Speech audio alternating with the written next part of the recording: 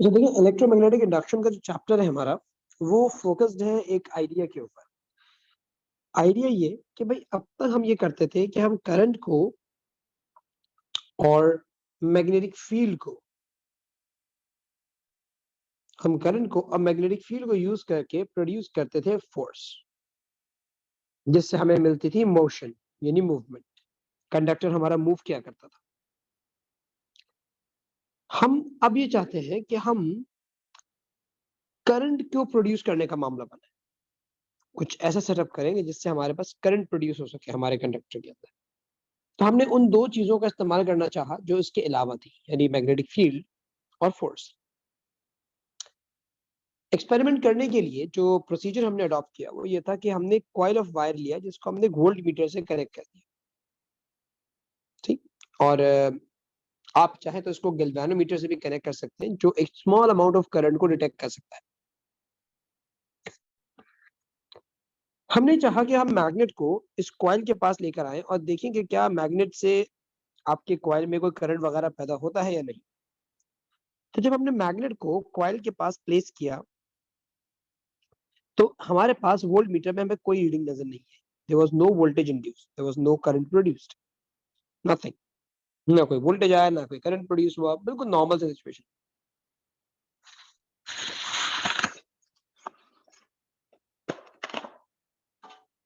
फिर हमने सोचा कि भाई प्रोबेबली ये इसलिए हो रहा है क्योंकि हमारा मैग्नेट कॉइल से शायद दूर है। अगर मैं इसको किसी तरह मैग्नेट को कॉइल के करीब ले आऊं तो हो सकता है कि हमारे पास वोल्टेज इंड्यूस हो जाए।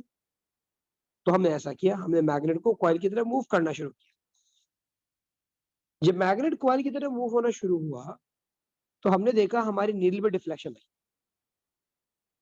हमारी नीडल पे एक डिफ्लेक्शन प्रोड्यूस हुआ। ये इस बात का प्रूफ था कि हाँ भाई कॉइल में एक वोल्टेज ईएमएफ इंड्यूस हुआ है। 2 मिली वोल्ट मिसाल दी है मैंने सिर्फ समझाने के लिए। अगर ये गैल्वेनोमीटर होता तो मैं समझ जाता कि हमारे कॉइल में करंट पैदा हो गया, क्योंकि गैल्वेनोमीटर करंट मेजर करता है। इसकी रिफ्लेक्शन इस बात को शो करती कि मेरे कॉइल में करंट प्रोड्यूस हुआ है। तो मैंने ये सोचा कि प्रोबेबली ये करंट इसलिए इंड्यूस हुआ क्योंकि मैंने मैग्नेट को फील्ड के थोड़ा करीब कर, वो कॉइल को मैग्नेटिक फील्ड के थोड़ा करीब कर दिया। शायद पिछली बार ये दूर था और मैग्नेट की फील्ड लाइंस कॉइल तक नहीं पहुंच पा रही थी, तभी वोल्टेज नहीं बन रहा था। तो इस सोच में रहते हुए मैंने बोला भाई फिर ऐसी बात है तो क्यों ना मैग्नेट को उठा के कॉइल में ही रख दिया जाए। फिर तो ये कह लो कि एक जो हमारे जहन में एक डाउट है कि भाई probably the magnet was not interacting with the coil and therefore we had no voltage, ये डाउट ही खत्म हो जाएगा। क्योंकि this time when the magnet is inside the coil तो magnetic field lines are conformally interacting with the coil. पर to our surprise when we did that the voltage again becomes zero. See, the voltage again became equal to zero. Now this was kind of like alarming for us. It was like, how in the world is the voltage zero even though the magnet is inside of the coil?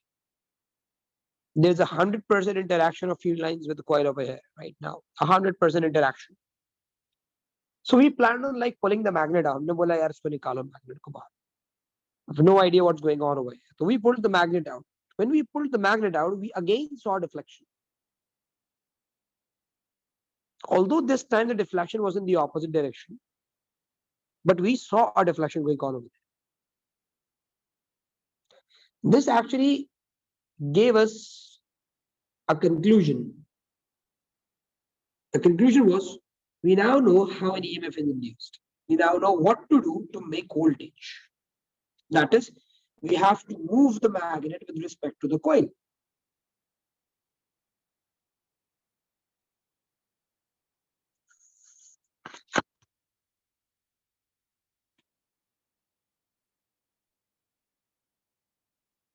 In technical terms, the field lines that were interacting with the coil,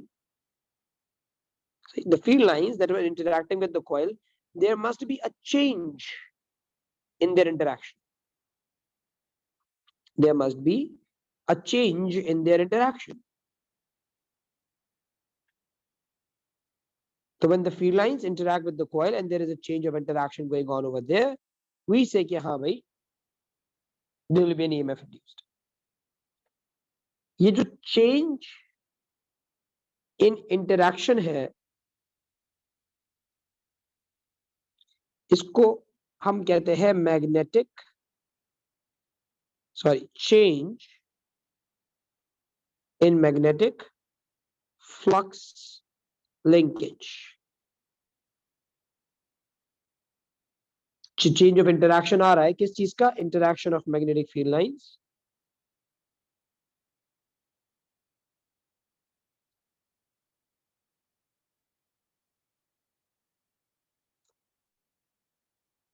with the coil. See, the change of interaction of magnetic field lines with the coil, उसको हम technical terms में कहते हैं change in magnetic flux linkage. जो flux का word है, flux basically means quantity. क्या हम ये कह सकते हैं there was a huge flux of people in the market? See, so flux is for referred for quantity. Magnetic flux is basically the quantity of magnetic field. And magnetic flux linkage, this means the interaction or the linking of the magnetic field lines with the coil. ये magnetic field lines coil को जहां जहां cut कर रही होंगी, जहां जहां उनसे लिंक हो रही होंगी, that is called the magnetic flux linkage. So magnetic flux linkage is in simple terms called the cutting or the interaction of magnetic field lines with a coil of wire. Now, once we know how to have some EMF induced, now we started working on how to increase that EMF induced. But we know that we have to move a magnet with respect to the coil. Either move the magnet towards the coil, away from the coil, or move the coil towards the magnet or away from the magnet. दोनों में से कोई भी एक काम करो. Either move the magnet or move the coil, so that the interaction has a change in it.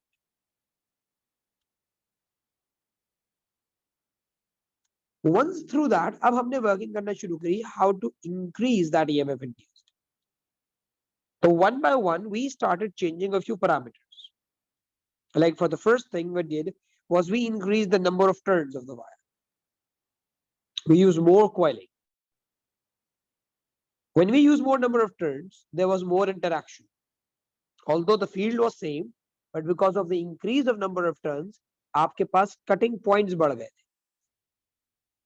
We had more change in magnetic flux linkage, so we got more voltage.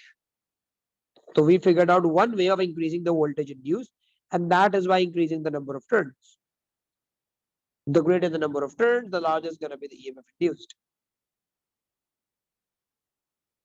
Then we tried on using a stronger magnet, a magnet that had more fields, say a stronger field.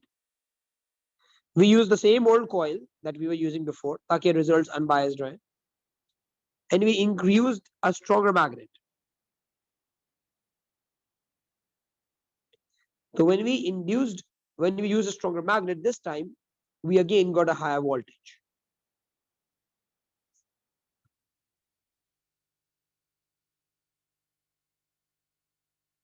अब तो मुसविर वो सिर्फ उस वक्त तक हो रहा होगा जब तक मैग्नेट मूव कर रहा होगा. You're gonna stop this magnet, आपके पास EMF induced भी रुक जाएगा.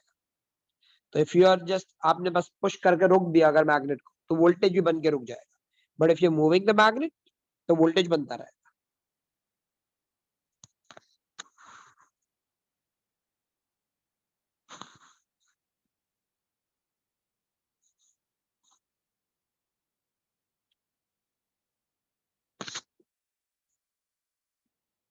So we found out two ways: using a stronger magnet, using more number of turns of coil. The third was increasing the speed of the magnet. Moving the magnet faster also increased the EMF induced. Moving the magnet faster also increased the EMF induced. Means there was a greater change in a shorter time. तो हमें एक और बात का अंदाजा हुआ कि भाई time also matters. Time is also one of the defining factors. कि आपके पास कितना voltage बने. If you bring the same change in less time, you'll have more voltage. If you bring the same change in less time, you'll have a greater voltage. Means it was not just the change of magnetic flux linkage,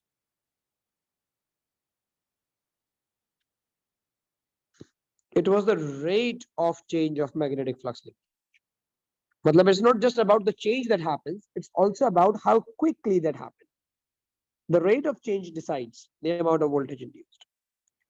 When you move the same thing slower, you had less voltage. When you move the same thing faster, you got more voltage out of it.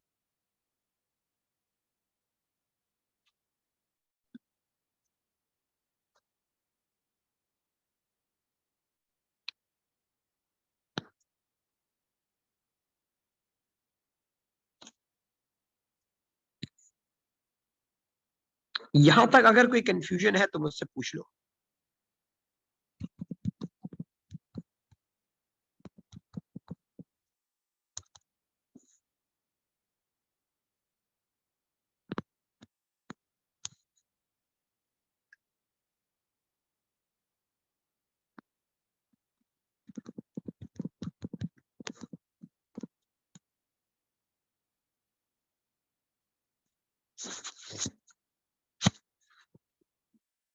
इन तमाम बातों को sir Michael Faraday ने अपनी एक single statement में conclude किया.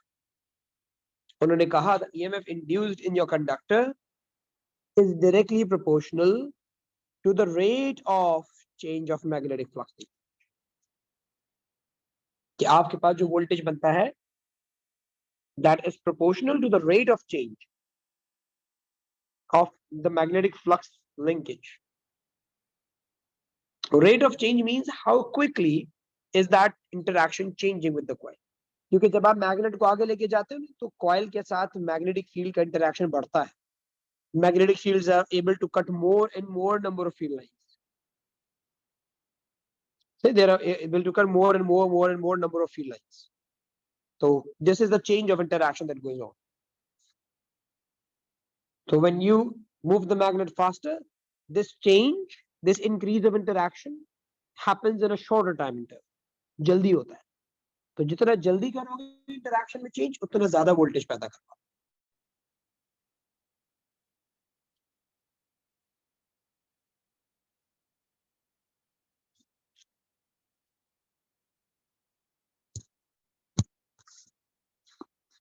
इसको read कर लो. अगर इसमें कोई डाउट है तो मुझसे पूछो ताकि मैं वो क्लियर कर.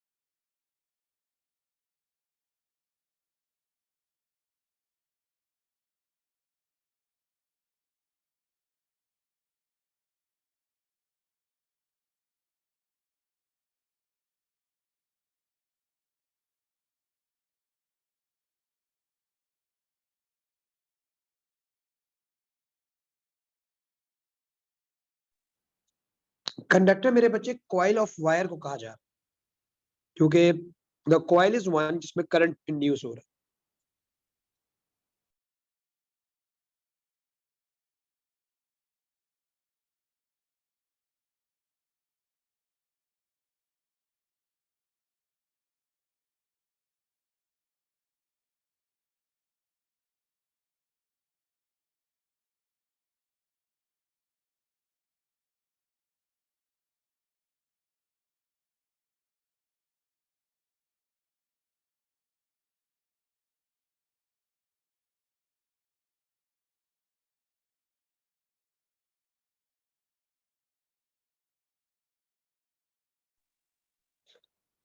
अच्छा भाई, तो यहां तक we learn how is the voltage induced in a coil of wire. Faraday was able to incorporate every single idea of the experiments that we have discussed before. कि भाई, how are you going to produce more voltage? What is the way of producing a voltage? ये तमाम बातें हो गई, you know. But Faraday's statement failed to answer one question. And the question was, why in the world the deflection was in the opposite direction when magnet was pulled out? What happened at that point that when the magnet was pulled out, you had a deflection in the opposite direction?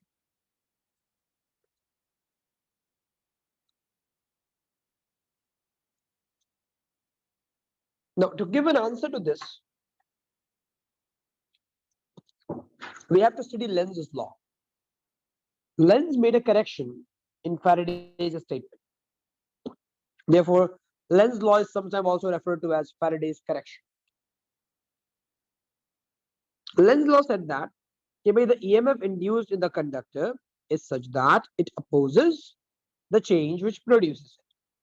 Now, in the very first go, you have no idea what the statement actually means. In other words, like, क्या मतलब क्या है इसका? EMF induces conductor is such that it opposes the change which produces it. I mean, what is the meaning of this? इसका मतलब क्या है, जरा मैं आपको समझाता हूं. इसका मतलब ये था कि when you are going to insert a magnet in a coil, तो कॉइल में एक ऐसा करंट प्रोड्यूस होगा जो आपके मैग्नेट की मोशन को अपोज करेगा. तुम्हें इतना तो पता है ना कि भाई when the magnet's gonna move, field lines are gonna interact with coil and there will be a voltage and a current in your coil. So Lenz said that the current that will be produced or induced in your coil will be of such direction that it will oppose the motion of this magnet. If you're trying to push the magnet in, the current formed will try to push it out.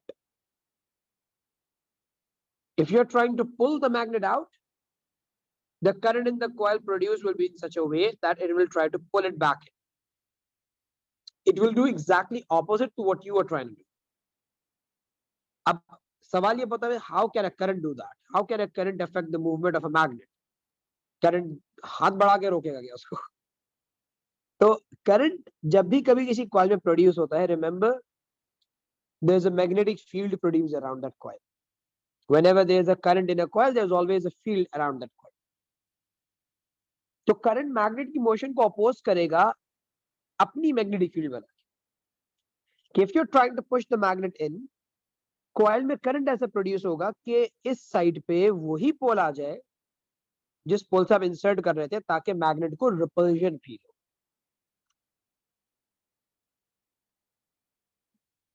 सही, आपका current coil में ऐसा produce होगा कि आप insert करना चाह रहे हो, वो उसे रिपेल करे. तो रिपेल करने के लिए वो सेम पोल बना देगा. आप अभी साउथ से इंसर्ट करने की कोशिश करते, उसको अपोज करने के लिए, उसको रिपेल करने के लिए वो यहाँ पे साउथ बना देता, यहाँ नॉर्थ आता. करंट ऐसा प्रोड्यूस होगा आपके कॉइल के अंदर कि उस करंट से बनने वाली मैग्नेटिक फील्ड मैग्नेट की मोशन को अपोज करे. And the same thing happens over here. If you're trying to pull the magnet out, अब मैग्नेट को बाहर जाने से रोक रहे, तो magnet needs to be attracted back. तो कॉइल में जो करंट प्रोड्यूस होगा, it will be of such nature कि वो ऑपोजिट पोल बना देगा. यहाँ ऐसा करंट प्रोड्यूस होगा आपके कॉइल में कि यहाँ आपके मैग्नेट का ऑपोजिट पोल आ जाएगा, ताकि उससे मैग्नेट अट्रैक्ट हो सके और बाहर जाना उसके लिए मुश्किल. अभी अगर आपके पास यहाँ साउथ पोल होता और आप उसे पुल आउट कर रहे होते, तो यहाँ पे नॉर्थ बन जाता ताकि वो अट्रैक्ट करे. तो करंट अपनी डायरेक्शन के हिसाब से अपने अराउंड पोल्स पैदा करता है. करंट जो है वो अपनी डायरेक्शन के हिसाब से अपने अराउंड पोल्स पैदा करता है. तो ऐसा करंट बनता है कॉइल के अंदर, ये बाय नेचर होता है. मतलब हमने तो ऑब्जर्व किया था कि जब हम मैग्नेट को मूव कर रहे थे into and out of the coil, तो हम ऑब्जर्व कर रहे थे कि मैग्नेट को कोई चीज रोकना चाहती है हर बार. आप मैग्नेट को कॉइल की तरफ लेके जाते थे, आपको रिपल्जन फील होती थी. पुल आउट करते थे, आपको अट्रैक्शन फील होती थी. तो आप ये देख रहे थे कि कॉइल में एक ऐसा करंट बन रहा है जो मेरे मैग्नेट की मूवमेंट को रेजिस्ट किए जा रहा है. मैं इंसर्ट करना चाहता हूं तो रिपेल करता है, मैं पुल आउट करना चाहता हूं तो अट्रैक्ट करता है मुझे, मेरा पास कॉइल. तो लाजमी है कि कॉइल का करंट ऐसा होता होगा कि ये पोल्स जो उसके अराउंड आते होंगे, ये पोल्स मैग्नेट को अट्रैक्ट रिपेल कर रहे हैं. तो हमने स्टडी की तो हमें पता चला कि भाई कॉइल के अंदर अराउंड एक ऐसा करंट पैदा हो जाता था कॉइल के अंदर जो मैग्नेट की मोशन को रेजिस्ट करता था. तो जब इंसर्ट करते थे तो लाइक पोल बना देता था ताकि रिपेल हो, और जब एग्जिट करवाते थे तो अनलाइक पोल बना देता था ताकि अट्रैक्शन हो. ये काम करंट खुद करता था। ये बाय नेचर ही कॉइल में करंट ऐसा प्रोड्यूस होता था कि ये वाला फिनोमेना आपको होता हुआ नजर आए। इसको आप चेंज नहीं कर सकते कि आप बोले मैं मैग्नेट को इंसर्ट भी करूं और कॉइल में एक ऐसा करंट बन जाए जो मैग्नेट को अट्रैक्ट करे, ये नहीं हो सकता। ये अगेंस्ट द नेचर है। नेचर का कॉन्सेप्ट यह था भाई कि आपके मूवमेंट को रेजिस्ट किया जाए। और अभी मैं आपको एंड में इसका रीजन ही बताऊंगा कि नेचर ऐसा क्यों करता है। बहरहाल हमें इतना अंदाजा हुआ कि ऑपोजिशन होगी, तो आपने सबसे पहला काम क्या करना है, आपने सबसे पहले ये करना है कि आपने पोल्स पता लगा लेने हैं कि आपके पास कहाँ नॉर्थ आएगा कहाँ साउथ कॉइल। कैसे पता लगा लेने हैं? ऐसे पता लगा लेने हैं कि जब आप मैग्नेट को इंसर्ट कर रहे होगे तो आप देखोगे भाई किस पोल से इंसर्ट किया जाए, और इंसर्शन पे रिपल्जन होती है, तो वही पोल आपने उस साइड पे बना देना और अगले पे साउथ, यानी उसका ऑपोजिट। अगर आप मैग्नेट को पुल आउट करने का काम कर रहे हैं तो आपने देखना आप किस पोल से बाहर निकल, अट्रैक्ट करने के लिए उसका ऑपोजिट पोल आप वहां बना देंगे।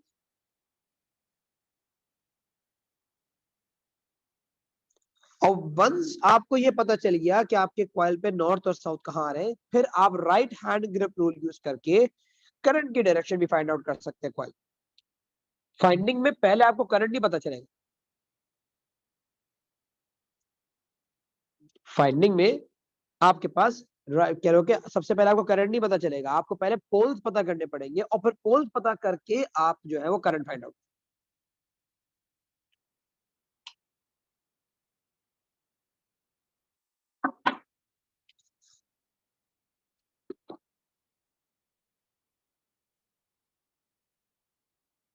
तो अगर आप देखो यहाँ पे कि you have a north on this side and south on the other, आप अपने थंब को प्लेस करो नॉर्थ की तरफ और फिंगर्स कर्ल करना राइट हैंड की। आप खुद देखोगे कि आपके पास फिंगर्स ऐसे कर्ल हो रही, पोल्स आपको मैग्नेट की पता चलेगी।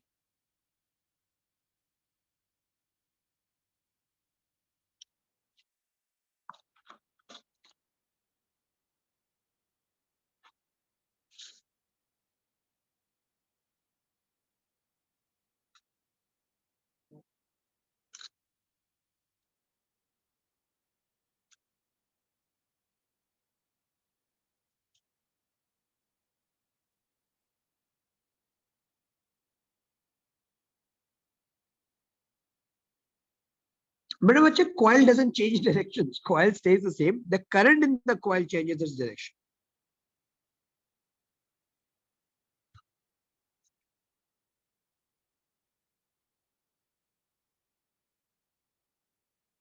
और करंट अपनी मर्जी से पोल्स नहीं बनाता, ये करंट का नेचर है कि भाई आपके पास जब भी करंट ट्रैवल करेगा कंडक्टर में तो उसके अराउंड एक मैग्नेटिक फील्ड हमेशा प्रोड्यूस होगी, जिसको आप राइट हैंड ग्रिप रूल से फाइंड आउट कर सकते थे, फिर वो स्ट्रेट वायर में हो या कॉइल के अंदर हो। तो जब भी कोई करंट कैरिंग कंडक्टर होता था उसके अराउंड मैग्नेटिक फील्ड तो बननी ही बननी थी, और यहाँ पे भी बनी।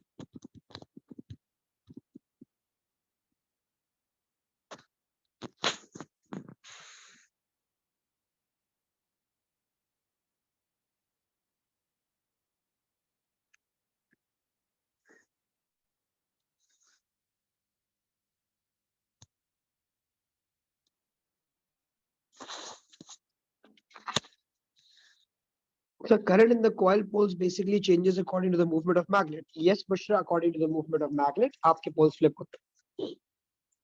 मैं इसका रीजन समझाता हूँ कि ये अपोजिंग नेचर वाला मामला हुआ ही कि भाई why is it कि when you move the magnet in you get the same pole and when you pull the magnet out you get an opposite pole? Why is that? Why is it resistance or repulsion necessary for it? कि बगैर repulsion के या बगैर resistance to motion के क्या current नहीं बन सकता था? असल में देखो, आप सब law of conservation of energy जानते हैं। Law of conservation of energy के मुताबिक आपको पता है कि एनर्जी ना क्रिएट हो सकती है ना डिस्ट्रॉय, ये बस सिर्फ कन्वर्ट होती है एक फॉर्म से दूसरे में। अगर इस कॉइल में करंट बनना था तो इसका मतलब इस कॉइल में इलेक्ट्रिकल एनर्जी आनी थी। अब इस इलेक्ट्रिकल एनर्जी को आने के लिए कहीं से तो एनर्जी आनी चाहिए थी ना, क्रिएट थोड़ी हो जाएगी। वो था आपके मैग्नेट की कैनेटिक एनर्जी। आपके मैग्नेट की कैनेटिक एनर्जी इस इलेक्ट्रिकल एनर्जी में कन्वर्ट हो रही है। तो मैग्नेट के लिए जरूरी था कि जब तक वो अपनी काइनेटिक एनर्जी लूज नहीं करेगा तो वो इलेक्ट्रिकल में कन्वर्ट नहीं हो सकती। और लूज करने के लिए नेचर ने एक ऐसा पोल बना दिया था यहाँ पे कि वो मैग्नेट की मोशन को अपोज करता था, ताकि मैग्नेट स्लो डाउन हो और अपनी काइनेटिक एनर्जी को लूज कर सके, and as a result electrical energy produce हो सके। बात दोबारा रिपीट करता हूं मैं इसको। इलेक्ट्रिकल एनर्जी जो बन रही थी वो काइनेटिक एनर्जी ऑफ मैग्नेट से बन रही। जब आप मैग्नेट को मूव करवाते थे तो नेचर एक ऐसा पोल बना देता था इस एंड पे जो आपके मैग्नेट की मोशन को रेजिस्ट करे, क्योंकि जब तक मैग्नेट की मूवमेंट रेजिस्ट नहीं होगी मैग्नेट स्लो डाउन नहीं होगा, वो अपनी काइनेटिक एनर्जी लीव नहीं करेगा और वो इलेक्ट्रिकल में कन्वर्ट नहीं हो सकेगी। तो इलेक्ट्रिसिटी बनाने के लिए मैग्नेट को काइनेटिक एनर्जी लूज करनी थी, और काइनेटिक एनर्जी लूज करने के लिए उसकी मूवमेंट को रेजिस्टेंस मिलनी जरूरी थी। तो बाय नेचर ही आपके पास यहाँ पे मैग्नेट को रेजिस्टेंस मिल रही थी।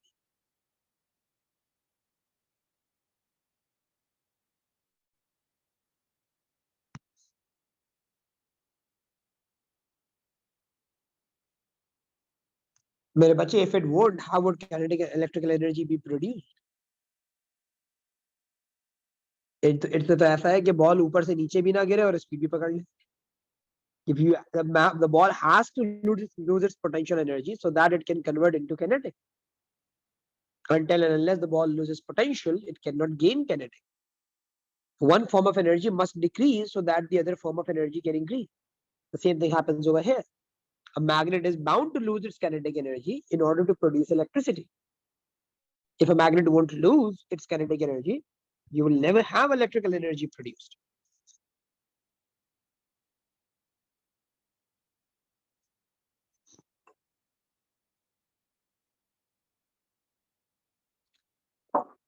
वरना तो हमारे पास हमेशा फ्री एनर्जी होती, फ्री इलेक्ट्रिसिटी। हम अपने छत के ऊपर बड़ा सा कॉइल लगाते, उसमें मैग्नेट ले जाके रख देते, बिजली बिजली होती, हमें कुछ करने की जरूरत ही नहीं पड़ती। लेकिन फिर वो law of conservation of energy के खिलाफ है कि producing electrical energy out of nothing, that can not happen. So you need to do work, you need to keep on pushing the magnet, or you need a machine that keeps on moving the magnet, जो हमारे घरों में generators कर रहे होते हैं। Generators in our home, they're attached to, like, you can say, engines. These engines move the coil between the poles of a magnet so that you can have voltage induced.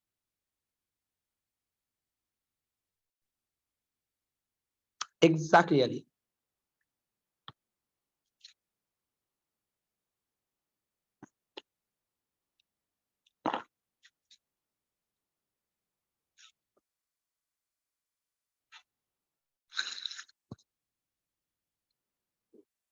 But you can give it a read as well over here and see if you have any questions.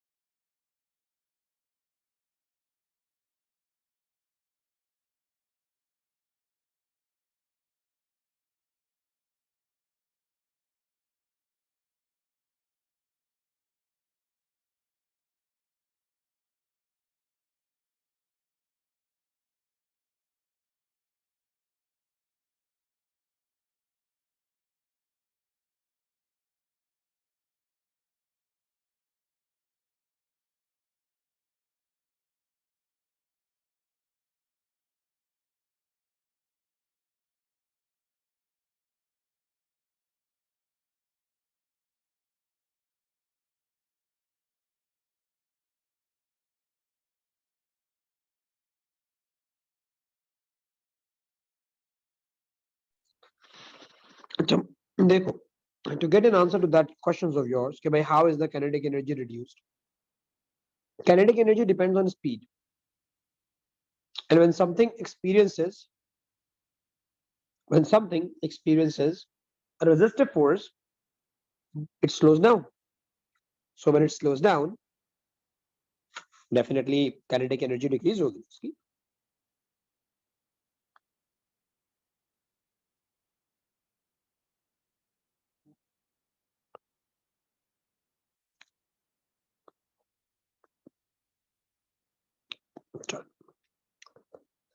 ये वही वाली बात है energy conservation वाली कि भाई one energy decreases, the other one increases. अच्छा, there's one thing called magnet falling through a coil of wire. इसमें हम क्या करते हैं कि we have a coil of wire connected to a galvanometer and we let the magnet fall through it. हम उसको coil के अंदर से गिरने देते हैं कि वो कॉइल के अंदर जाए और दूसरी तरफ से वापस बाहर आए. क्वेश्चंस जनरली ये पूछे जाते हैं कि भाई आप ये बताइए कि आपके कॉइल में जो करंट बन रहा होगा या जो वोल्टेज बन रहा होगा वो कैसे चेंज होगा. तो इस सवाल का जवाब निकालने के लिए ना आप इन और आउट इन दो चीजों में फोकस कीजिए. When a magnet goes into a coil, let's say for example it enters using a south pole, तो यहाँ साउथ पोल बना देगा ऊपर, क्योंकि आपने भी लेंस लॉ पढ़ा था कि भाई मैग्नेट की मोशन को अपोज करना है. तो इंसर्ट होते हुए लाइक पोल बनता है और एग्जिट होते हुए अनलाइक बनता है. तो जब मैग्नेट इंसर्ट होगा तो लाइक पोल बनेगा. तो यहाँ पे ये हुआ कि भाई साउथ से मैग्नेट इंसर्ट कर रहा था तो इधर साउथ पोल और नीचे नॉर्थ पोल आया. तो इसके मुताबिक आपने करंट की डायरेक्शन को फाइंड आउट किया होगा यूजिंग राइट हैंड ग्रिप. तो आपके पास जो करंट की डायरेक्शन आई होगी it could have been like this.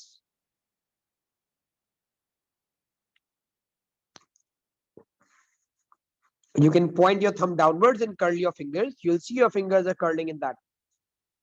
इन्होंने भी एरोस बनाए. और जब मैग्नेट एग्जिट हो रहा होता है तो वो अनलाइक पोल बनाता है क्योंकि उसे अट्रैक्शन फील होनी है.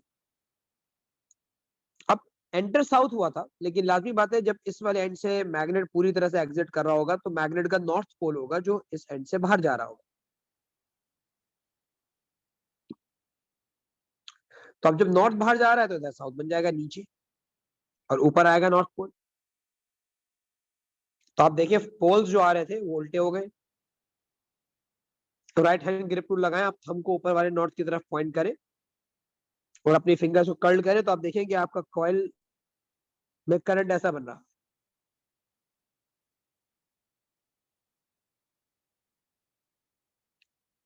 कॉइल में करंट ऐसा प्रोड्यूस हो रहा है.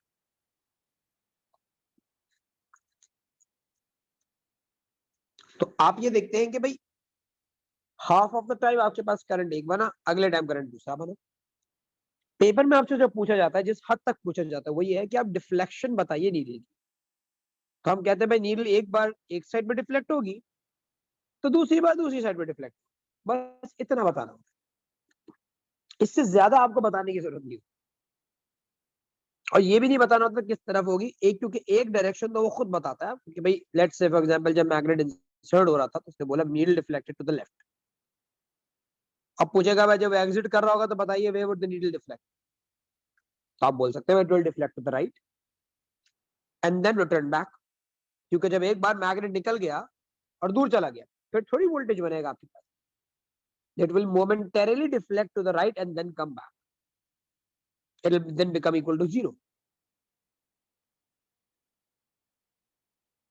तो ये वो चीज है जो एग्जामिनर आपसे पूछ सकता है. इसकी रीजनिंग मैंने यहाँ पे दी हुई है और उसका ग्राफ बना के साइड में दिखाया. ये थोड़ा फार फेच्ड है ग्राफ वाला मामला, कॉमनली नहीं पूछा जाता आपसे बिल्कुल भी, ये आगे के लेवल के लिए. वालेकुम सलाम. जब मैग्नेट बिटवीन में होता है ना बेटा, तो नॉर्थ इंसर्ट होने की कोशिश कर रहा होता है और साउथ एग्जिट से. नॉर्थ क्योंकि अंदर आने की कोशिश कर रहा है तो रिपल्जन के लिए इंसर्ट पे आपको होता है लाइक पोल बनता है. और एग्जिट पे अनलाइक। तो ऊपर भी नॉर्थ बनने की कोशिश कर रहा है, नीचे भी नॉर्थ बनने की कोशिश कर रहा है, तो करंट प्रोड्यूस ही नहीं हो पाता।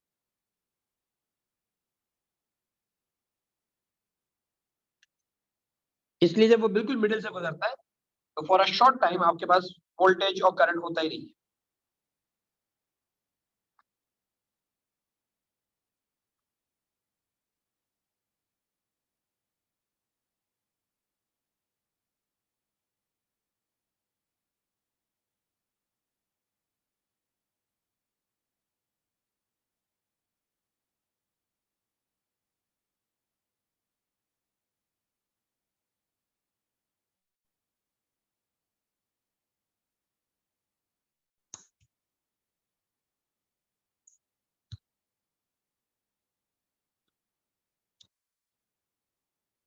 इसको अपने जहन में बिठा लो बेटा फिलहाल इतने उसमें परेशान ना हो, क्योंकि ये नहीं पूछा जाएगा तुमसे। बस इतना जहन में रखो कि दोनों साइडों पे सेम पोल बन जाता है जब मैग्नेट मिडिल से गुजर रहा हो। इस नॉर्थ को अंदर आने से रोकने के लिए वो यहाँ पे नॉर्थ बना देता है, और साउथ को बाहर जाने से रोकने के लिए भी यहाँ पे नॉर्थ बना, ताकि इस साउथ को अट्रैक्ट कर सके और इस नॉर्थ को रिपेल कर सके। लेकिन एक वक्त में दोनों जगह पे एक पोल थोड़ी बन सकते, तो जो करंट होता है वो किसी डायरेक्शन में घूम ही नहीं पाता आपके।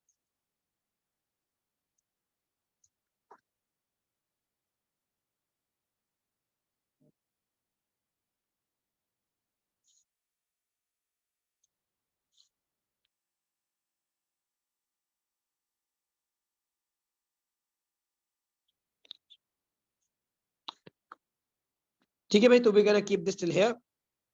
इंशाल्लाह नेक्स्ट क्लास के अंदर we gonna start with AC generators. Till then take care भाई, अल्लाह हाफिज।